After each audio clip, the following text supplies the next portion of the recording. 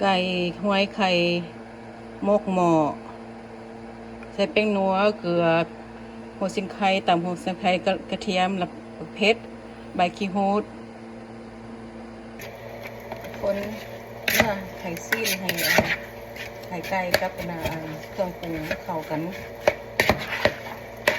เรียบร้อยแล้วก็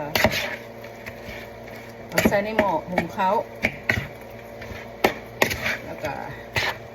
เขามาเช็คมือใหม่ใส่ในหม้อหุงเขานี้อันนี้ติดไก่ใส่น้ำน้อยนึง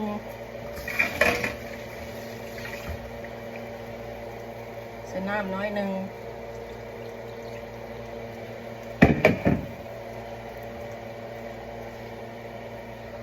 ก็สิเป็นจังสิ